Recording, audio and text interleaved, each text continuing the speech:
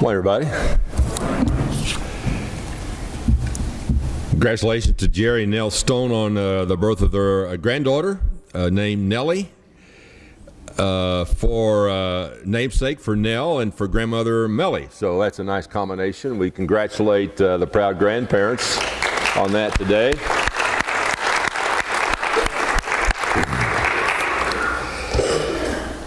Have you ever had a conversion experience? Well, I'm not talking about our becoming a Christian, but I mean really making, in a more secular way, have we been converted from one to another? For example, growing up until I came here, I was a huge St. Louis Cardinals fan. In my little town of Bedford and on a little station, WBIW, the only the team that we could get was the Cardinals. And even there, you didn't get it on certain nights because the weather conditions weren't quite what they ought to be. And I continued that allegiance until I moved to Cincinnati. And I came here during the reign of the Big Red Machine. And Josh and I went to a lot of games together, and we both became avid Cincinnati Reds fan. And so even though I still remember so vividly Bob Gibson for the Cardinals, he was a great pitcher, one of the all-time great pitchers. Stan Musial was in his later years. Curt Flood. You know, all that changed when I got to Johnny Bench and Perez and Rose and all of those players in that Big Red Machine. It was a total conversion. And I was as sad as anybody else when they got beat after winning 2 games. Can you believe that? I'm still suffering from that. In the playoffs. See, that's a true conversion, a dramatic, because now St. Louis is one of our main competitions every year because we're in the same division, and well, it's just a whole different world. Now, think about some of the conversions you may have had over the years from what you used to believe or what you used to think versus now.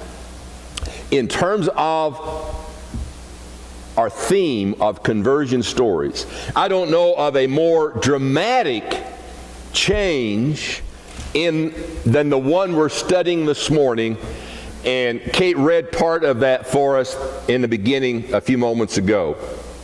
I think if you look at Christianity as a whole, it is a religion of conversion. Big picture, not just the specifics that we were talking about in the last couple of weeks.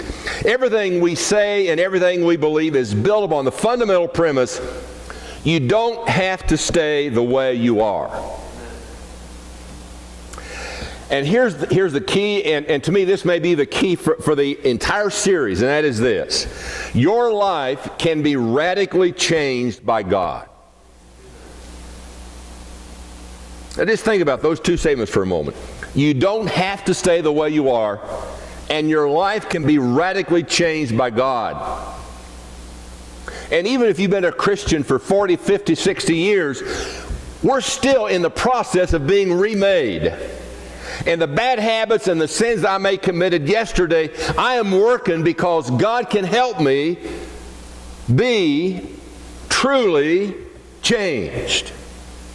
We never have to be at one specific point in life. We're always striving to get better in the sight of God. Conversion is a miracle that happens when the life of God intersects with human personality. Once God enters the picture, your life will never be the same again. Religion, I believe, is one thing, and conversion is something else. It is the conviction that long-held prejudices can be overcome, that lifetime habits can be broken, and patterns of sin can be erased over time. And again, I think if you're looking at the book of Acts, there's not a more dramatic example of this than the conversion of Saul, who later became Paul. Raised as a Jew, trained as a rabbi, persecutor of the Christian church, he hated Christ and his followers so much that he did his best to eradicate the new religion as if it were some dreaded disease. I think it's hard to describe the depth of his conviction against Christianity. But once he met Jesus, he was radically changed. His life was permanently transformed.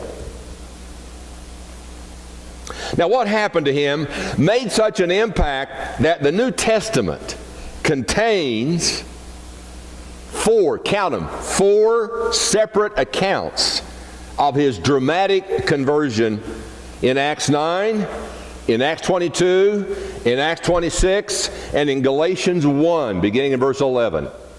Now, granted, the chapters 9, 22, and 26 are all narratives.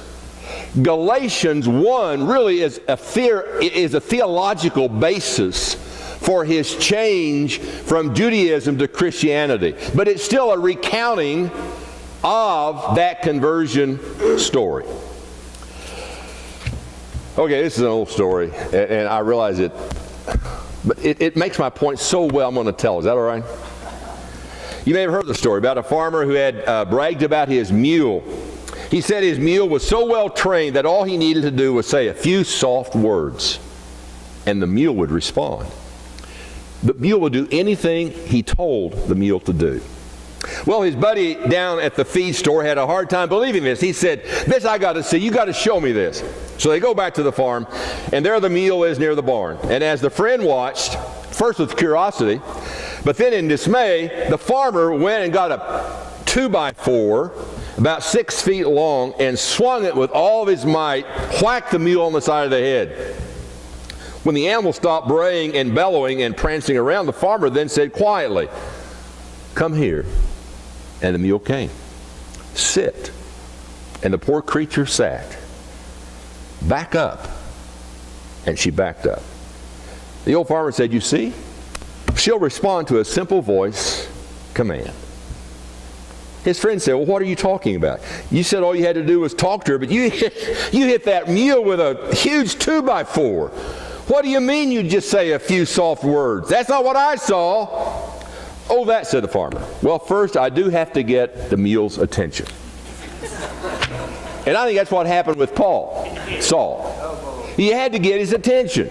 And this is the way the Lord did it with the light on the road to Damascus.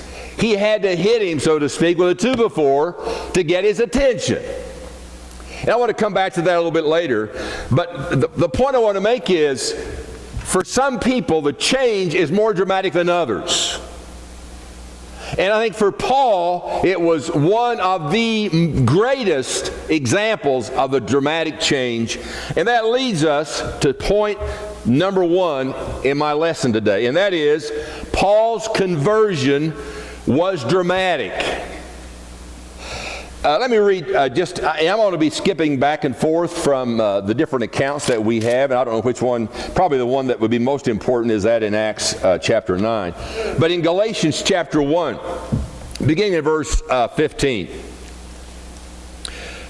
notice the very first word. "But when God, who set me apart from birth and called me by his grace, was pleased to reveal his Son in me so that I might preach him among the Gentiles.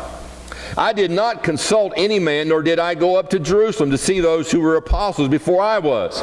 But I went immediately to Arabia and later returned to Damascus." Now notice the beginning of that passage. The word "but" is a key word as it begins the discussion in those verses. The "but" in that verse changed everything about Paul. Paul was a sinner, but God. Paul hated Jesus, but God. Paul tried to kill the Christians, but God. Paul wanted to destroy the church, but God. Paul wasn't looking for a new life, but God. Paul intended to persecute more Christians, but God. You see, God intervened. With all the things he was doing, he could have kept doing so, but for God. Note the change in subjects. when Paul talks about his former life, it's always I, self-absorbed. But when he talks about conversion, notice the focus shifts. Now it is God who moves him to action. Now it is God who motivates him on the things that he does. And so we have that experience on the Damascus Road. He went from being the persecutor of Christians to Paul, the apostle of Jesus Christ. He went from attacking men and women to introducing them to the grace of God. You know, when I was thinking about this lesson and about this point about how dramatic his conversion was, in all the years I've been here at Central, there are two examples of dramatic change. And there may be more than that, but these are the ones that stay in my mind. One was not a member here, but he did two different kinds of meetings for us. His name was John Clayton, and he is an expert on the creationist point of view, that we are created by God, and that whole, what I would consider Bible history versus evolution. But here's the interesting thing about him. He was, until he became an adult, and even into adulthood, an atheist. He did everything he could to convince his students, to convince the people he was around, that there was no God. And he was such an advocate of this, he thought, you know, I'm going to study the Bible, and I'm going to find place, and I'm going to prove to these people that believe that God created everything, that they're wrong. I'm going to do it by Scripture. But guess what happened? He read the Scriptures. And over a period of time, he realized he was wrong. And so he made a dramatic about change in his life. Was baptized into Christ, became a dedicated Christian, and went around the country giving, he's a science teacher at one of the high schools, I think in northern Indiana. And he went around the country on weekends giving this series of lessons on creationist versus evolution.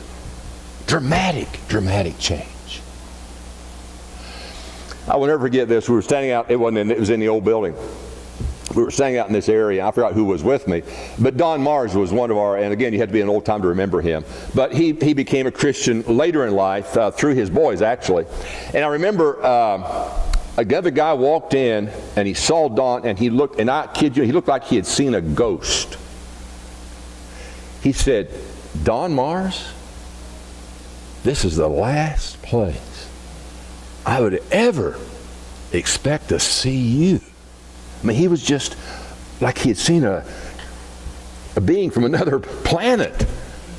And the reason was, he and Don used to bar hop together every night and do things that were not appropriate. And both of them had changed, but the one could not believe Don Mars would ever be in a church building. Dramatic change.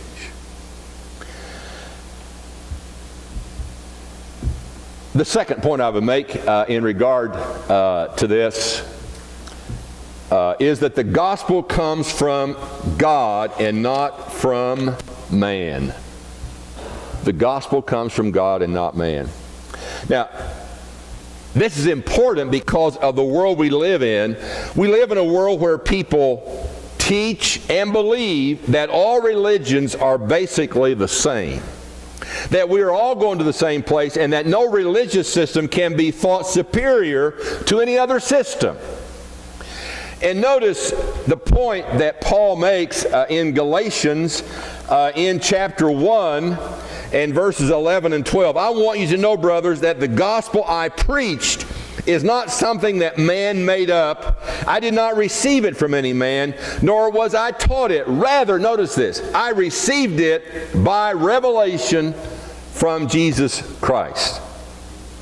You see, Paul is pointing us in the right direction. The gospel is not the work of a committee. The gospel is based on the sober historical facts surrounding the life, death, and resurrection of Jesus Christ.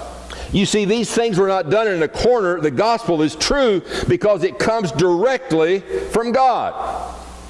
God arranges the circumstances so that we can know Him personally. We rarely see that in advance, but we can clearly see how the hand of God was gracious in drawing us to Himself. This point came to me the most vividly when we were working in Thailand. And Thailand is a polytheistic country. In other words, there are many gods and they're all just fine. And this was a very difficult thing for us, trying to get people to read from the Bible, because they say, oh, I believe that, but they also believe 100 other gods. So you'd find all kinds of little statues all over the place that were gods, that represented gods. And so it was hard to convince them that there was one God, and that one God gave us the Bible that we would read and study and learn how. They would agree with you, but also, oh yeah, but there's also this and this and this and this. And that made it very difficult. But it made me realize how important this idea is that I had just accepted all of my life. And I think this is something that we actually struggle with more and more in our country. Things have changed so dramatically, in my opinion, about how people view religion. It doesn't matter who you believe in or what you believe in. Whatever your religion is, that's fine. And I think a lot of that has come from other countries. You know, we're now a global society, not just a national kind of environment. I think that's one of the consequences of that we see around us. The next point I would make is that the worst sinners often make the best saints. The worst sinners often make the best saints. Now, notice the word often. Not every sinner comes to Christ as far as Paul did. There are a great many Christians who were raised in godly homes and never openly rebelled against the Lord. Let me just ask, I don't care what your faith tradition might be, how many of you grew up in a godly home where your family were religious, were following Jesus Christ? Look around the room. Most of us are in that kind of environment. So we can't fully, I think, identify with the dramatic change in what Paul did. But just as impactful was his enthusiasm for persecuting Christians, he had in getting Christians or getting people to follow Jesus Christ afterwards. And I think we often see that. And I don't know, but what it seems that God delights in taking terrible sinners and deeply and profoundly converting them. Such men and women bear the scars of their past life and bring their baggage with them into God's family. But when God's work is done, those same saints of God are a powerful testimony to a skeptical world. Now notice, in this room, most of us grew up in godly families. When I preached in North Carolina, in Boone, North Carolina, for whatever reason, there were a lot of people in that room. And again, it was a small church, maybe 60 people. On a really big Sunday, we would have 60 people. And in a cold winter day, we might have 15 or 20. So it was a very, but so many of the people in the room did not know Jesus Christ until they were adults, way into adulthood. And in fact, many of them had lived terrible lives in terms of sin.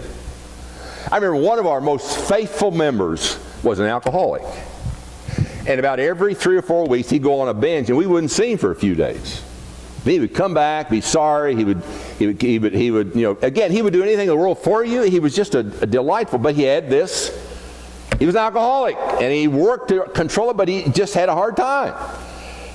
And that's just one of several in that particular environment. But the longer I was there, the more I realized what a marvelous little church this was.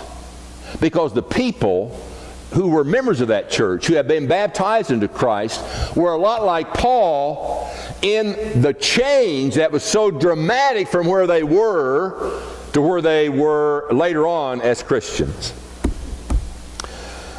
The last point I would make this morning is this one. No one is beyond the reach of God's grace. This is one reason Paul's story shows up, I believe, 4 different times in the New Testament. If God can save a man like Paul, he can save anyone. And to me, that should encourage those of us who are praying for friends and loved ones to come to Christ, who may be in the world and who may be living lives that are taking them further and away from Jesus Christ. We may pray for months and for years with no apparent result, but we do not see the whole story. Could you have predicted Paul's conversion to Jesus Christ? Could you have predicted a week before, a day before, 10 minutes before? No. You see, no one has committed a sin that God cannot forgive. And so I would urge all of us, the people that we may say, it's no use to even talk to them about this. Maybe it is. Maybe that's why that person comes to your mind. The idea of intervention is something that I think it's hard for us to know how to deal with at times. But, this was a huge intervention, wasn't it? Think about what Paul was. He was on his way to persecute more Christians. One of his favorite things, if you look in Acts chapter 8, the beginning verses, is he would knock on somebody's door and say, anybody a Christian here? And if they were, the Bible says, he would pull them out of their house and throw in prison. This is the Paul that held the clothes as the people stoned Stephen. He was a part and partial of doing all he could to destroy Christianity, even to the approval of murder, killing people. And so this Paul went from that to being a follower and a dramatic follower of Jesus Christ. Just think about the 3 missionary journeys that you read that Paul participated in the book of Acts. You think about all the letters that Paul wrote to the very specific churches. You think about the people that he influenced and that he mentored and that he was able to teach Jesus to, who became great Christians themselves. The story goes on and on and on. But you would never have dreamed that if you had known Paul when he was Saul, when he was persecuting Christians. In fact, his reputation was so bad that when he came back to the church at Jerusalem, they didn't want to have anything to do with him. Because they had, I'm guessing here, relatives, friends, neighbors who had been persecuted, who had been hauled into prison because of this guy. And now he wanted to come back and preach to this church. You got to be kidding me. And so I say to all of us, as you can tell, my shift this morning, the last two lessons on conversion, I've tried to emphasize what is involved in actually, literally becoming a Christian. And we've seen stories, I think, that demonstrate that dramatically. The point I want to make this morning in this lesson is how dramatic change and conversion can be. What God can do with anyone if a person will open his heart to Jesus Christ. So for all of us, don't avoid talking to someone just because they're so worldly about Jesus Christ, because they may be just the right one. Who knows but what they're on that road to Damascus, and all they need is for you to confront them with what's involved with this. I don't know whether, and maybe this is never maybe it's never the time to do this. Again, this is one of those areas I don't know how to deal with intervention. But have you ever felt like, and maybe have done, you go to someone who is living a worldly life, and you just confront them, and you say, "I've known you for 25 years, and I know this is the way that you're living, and if you keep living this way, this is what's going to happen." And you do it, of course, in the spirit of love and Christian compassion. But this obviously was the case with Saul, wasn't it? In fact, it was so bad or so extreme that what did the Lord have him do before he ever did anything with him? He had him go and he was blind for 3 days, and I don't know all that was involved in that, but part of it, I'm sure, was just think about the past life you lived and where your life is now when it comes in comparison to what Jesus wants you to be. What changes happen in your life? What changes happen in my life? Many of us are Christians already. Are we continuing to be changed and be developed as Christ wants us to be developed? How are we different today than we were a week or 2 weeks or a month or a year ago? Is conversion still occurring in our lives? We're beginning a new year in a few days. How is 2012 been different in your faith versus 2011?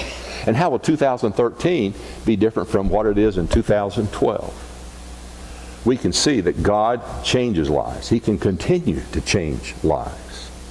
God can take the baggage of your life and turn it into tools to serve Him and do His will. If we can assist any of you this morning in your baptism, if we can pray for you for whatever reason, we'd love to do that. Would you come now while we stand and sing? Often did my